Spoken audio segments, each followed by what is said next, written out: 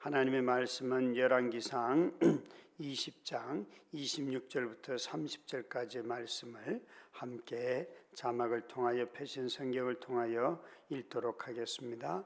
해가 바뀌니 벤하닷이 아람 사람을 소집하고 아벡으로 올라와서 이스라엘과 싸우려 하매 이스라엘 자손도 소집되어 군량을 받고 마주 나가서 그들 앞에 진영을 치니 이스라엘 자손은 두 무리의 적은 염소떼와 같고 아람 사람은 그 땅에 가득하였더라. 그때에 하나님의 사람이 이스라엘 왕에게 나와 말하여 이르되 여호와의 말씀에 아람 사람이 말하기를 여호와는 산의 신이요 골짜기의 신은 아니라 하는도다. 그러므로 내가 이 큰 군대를 다 내 손에 넘기리니 너희는 내가 여호와인 줄을 알리라 하셨나이다 하니라. 진영이 서로 대치한 지 7일이라. 일곱째 날에 접전하여 이스라엘 자손이 하루에 아람 보병 10만 명을 죽이매 그 남은 자는 아벡으로 도망하여 성읍으로 들어갔더니 그 성읍이 그 남은 자 2만 7천 명 위에 무너지고 벤하닷은 도망하여 성읍에 이르러 골방으로 들어가니라. 아멘. 우리가 성경을 읽을 때에 하나님께서 악하다고 또 불순종한다고 하는 사람의 기도도 들으시고 또 그를 보호하시는 것을 자주 보게 될 것입니다. 그래서 구약 성경에서 아마 읽기가 가장 어려운 성경 중에 하나를 꼽으라고 한다면 요나서가 아닐까 싶습니다.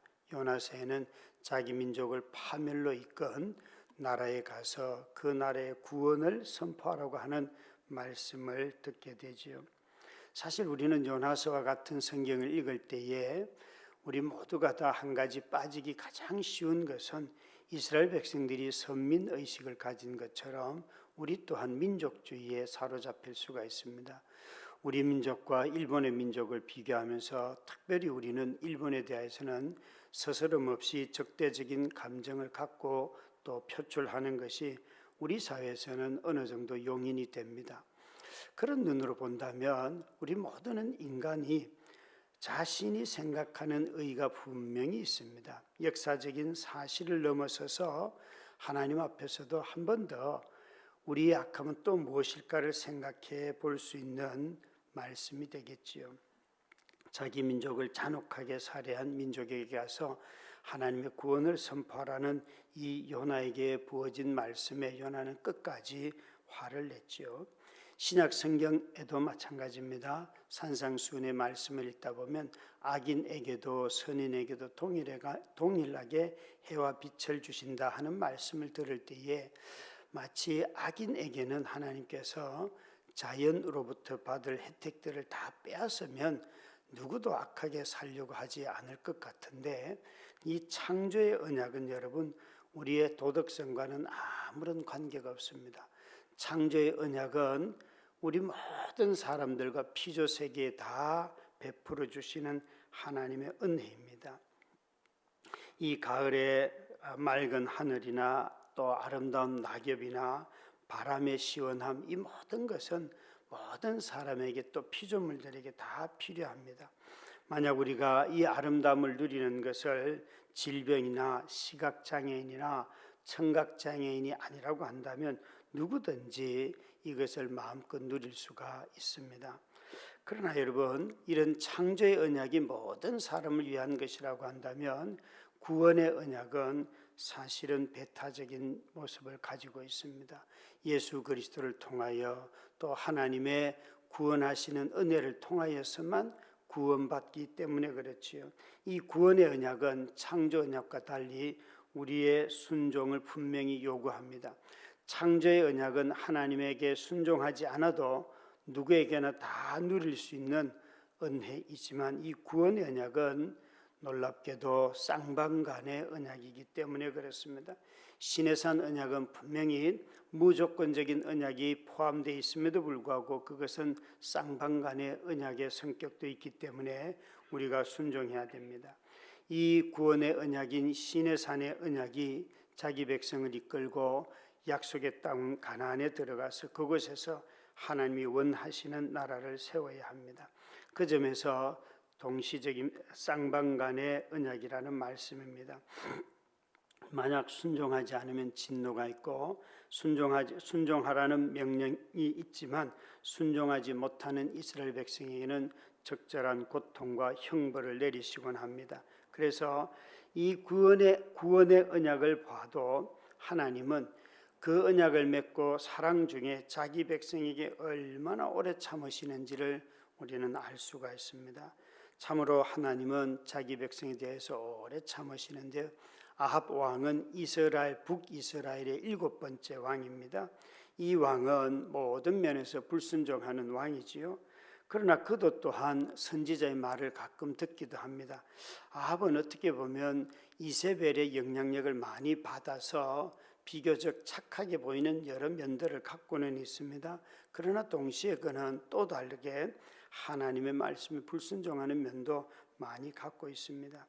22절에 보시면 아람이 1차 전쟁에서 패배하고 돌아가고 난 뒤에 다시 다음 해 봄이 되면 전쟁이 일어날 겁니다 라고 말하면서 어떤 이름도 알지 못하는 선지자가 이 아합 왕에게 군사를 모으고 훈련시키고 준비하라고 말씀합니다.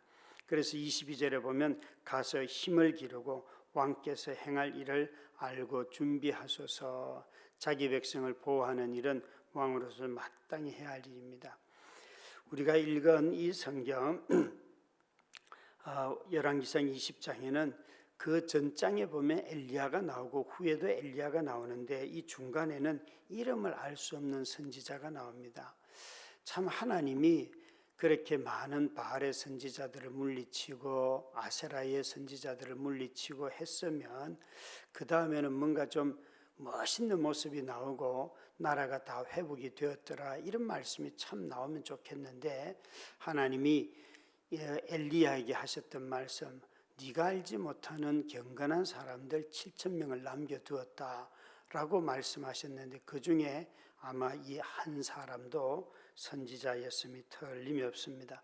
여기 이름은 알 수 없지만 그가 나타나서 아합 왕에게 권면하고 왕은 이 이름도 알지 못하는 선지자의 말을 듣고 그의 말대로 준비합니다.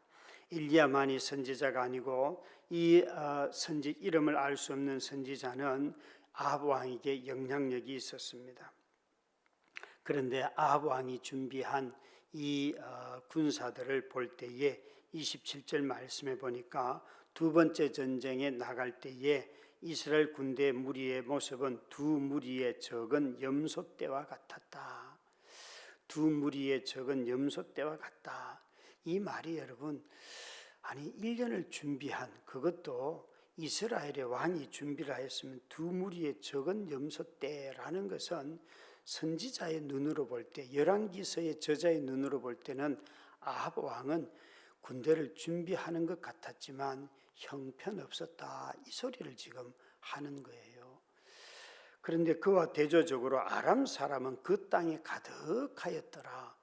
벌써 여러분 보이는 모습만 해도 아합 왕은 참 선지자의 그 말씀에 잘 순종하는 것 같았지만 하는 척만 했음이 틀림이 없습니다.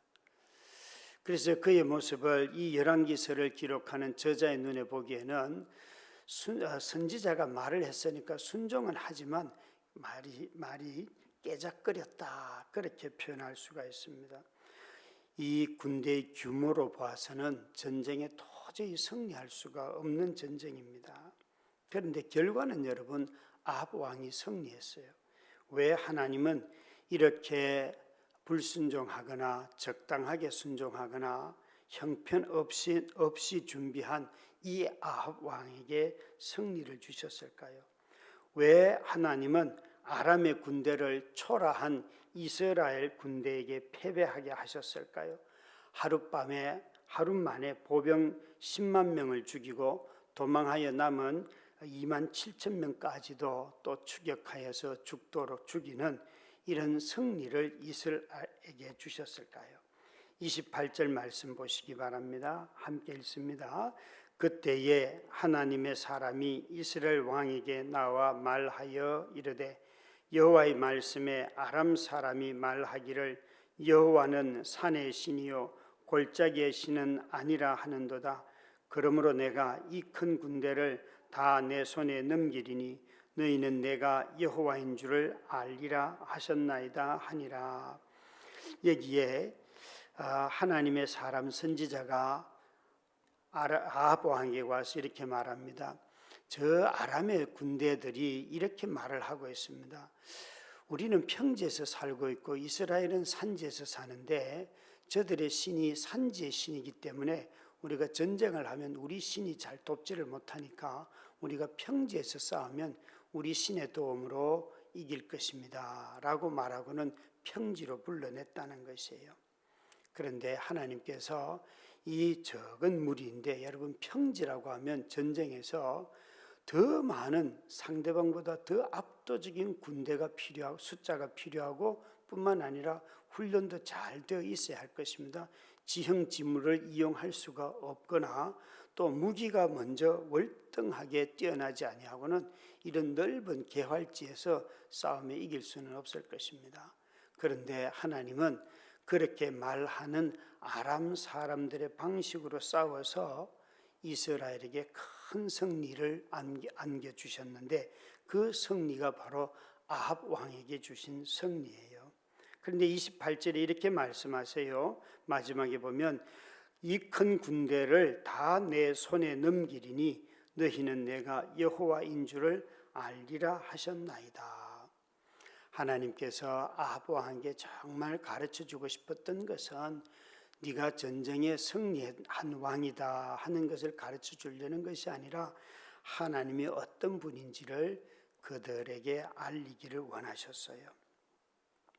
우리에게 모든 하나님의 하시는 일들은 다 하나님의 자기 계시적 성격을 가지고 있습니다. 오늘 우리가 먹고 마시는 것도 마찬가지고 내가 결핍에 있었는데 하나님의 채워주시는 은혜를 봐도 마찬가지입니다. 주일마다 이렇게 재정 보고를 그 주간에 또 그 주일날 들어온 헌금이 얼마인지 이런 걸 재무팀에서 카톡으로 결과를 알려주세요. 근데 우리 선교 바자회를 하고 또 추수감사주일 드린 헌금이나 이런 것을 통하여서 거의 한 1,000만 원에 가까운 헌금이 지금 모여 있는 것을 이렇게 보면서 물론 그 중에 일부는 재료비로 빠져나가야 되는 것들도 있겠지요. 그러나 또 이제 다음 주에 하게 되는 그런 오병이어 반찬 가게를 통해서 또 하나님이 어떻게 채우실까 이런 것들을 생각하면서 이번에는 나에게 있어서 하나님이 어떤 부분을 알기를 원하실까 이런 생각을 이 말씀을 준비하면서 또 생각하게 되었어요. 사실 여러분 2천만 원의 그 차량 중고 차량 구입비를 모금하는 것은 쉬운 일이 결코 아닐 것입니다. 아마 많은 분들이 여러 모양으로 지금 애를 쓰고 계시는데 이 일을 통하여 나는 나의 하나님이 어떤 분이신 것을 알게 될까? 또 우리 교회 성도들은 어떤 하나님을 알게 될까? 우리를 선택하신 그 하나님이 어떤 분인지를 우리에게도 오늘 이런 일들을 통하여 알려주시는 하나님이시죠. 그런데 아합 왕에게는 적은 규모로 두 무리의 염소떼와도 같았던 자기의 군대를 가지고 큰 군대 아람의 군대를 아합이 이기도록 하셨어요. 그래서 하나님은 이런 분이시다 하는 걸 깨닫게 하셨어요. 이 열왕기상 20장 오기 전에 아합 왕이 엘리야를 통해서 얼마나 하나님이 너에게 돌아오고 강력한 그런 우상 숭배의 선지자들을 살해하는 사건들을 엘리야를 통해서 보여주셨잖아요. 그래도 아합은 돌아오지 아니하였어요. 그 정도 하면 하나님이 포기하실 것 같은데 하나님은 다시 아합을 깨웁니다. 이 아합이 전쟁에 승리한 결과가 뭘까요? 이 다음 장을 보시다 보면 아합은 이 아람의 군대를 몰살시키고 그 벤하닷이라고 하는 군대 장관을 사로잡았는데 그를 이렇게 포옹을 하면서 너는 내 형제다라고 살려줍니다.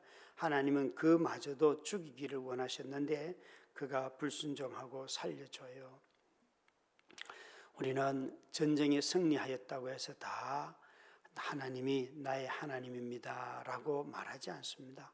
규모를 보나 무기를 보나 숫자를 보나 훈련된 모습을 보나 형편없는 가운데에서 이 아합이 승리했는데 그가 승리하고 난 뒤에 하나님이 도우셨다, 하나님이 우리의 왕이시다 이렇게 말했다면 얼마나 좋겠습니까? 우리도 이 큰 일을 하고 난 뒤에 우리가 도저히 그럴 형편이 안 됨에도 불구하고 이 일을 다 마치고 난 뒤에 야, 하나님이 우리에게 이런 은혜를 주시네 이렇게 말해야지 우리가 이런 일까지 하다니. 여러분, 이런 것은 한 일을 통하여서 다 중심성이 어디로 옮겨지는 것인가 하면 자기에게로, 우리에게로, 사람들에게로 옮겨집니다. 저는 일하는 사람들이 싸우는 대부분의 경우는 일하는 동안보다도 일을 마치고 난 뒤에 자기 마음에 어떤 의가 슬쩍 들어오면 일이 끝나고 난 뒤에 되판 싸웁니다. 매주 월요일마다 수락산 가는데 어제도 같이 동행한 목사님이 이러시더라고요. 교회에 아주 골치 아픈 권사님이 한 분 계시는데 이분이 원로 목사님과 함께 개척하셔서 지금까지도 열심히 일하시는 권사님. 그래서 처음 자기가 부임하여서 그분 권사님의 얘기를 들으면 다 주변에 있는 권사님, 집사님들, 장로님들 다 못된 사람으로 말씀을 하시더라는 거예요. 근데 나중에 알고 보니까 정말 못된 사람은 그분이시고 나머지 주변에 있는 분들은 다 너무 착하고 또 순수하고 정말 오래 참는 분이시더라는 거예요. 그러면서 일하는 사람이 맨날 자기가 일하고 자기 주장하고 자기 방식대로 하니까 가까이 있는 사람들이 다 관계가 깨져서 그런데도 일을 하고 나면 꼭 다른 말로 평가를 한다는 거예요. 여러분, 그게 다 모습이 자기 중심성으로 돌아가기 때문에 그렇습니다. 우리가 하나님이 우리에게 승리를 주시고 하나님 우리에게 공급자가 되셨으면 일이 다 끝난 뒤에도 하나님이 하셨구나라고 해야 되는데 아합은 자기에게 승리를 주시는 하나님을 보면서 자기가 이긴 것처럼 말하고 또 불순종하였어요. 우리 다드림교회 모든 성도님들은 이제 한 해를 마무리하는 예결산하는 그런 시기로 들어왔습니다. 이 시기에 더더욱 겸손하게 하나님이 나를 어떻게 인도하셨고 나는 올해 어떤 하나님을 경험하고 하나님의 어떤 성품을 배웠고 하나님께서 어떻게 교회를 운영해 오셨는지를 잘 깨닫고 이 모든 한 해의 일들이 계시적인 사건이 되어서 저는 이런 하나님을 올해도 알게 되었습니다 라고 고백하고 순종하는 저와 여러분 다 되시기를 주의 이름으로 축원합니다. 우리 함께 합심하여 기도하도록 하겠습니다.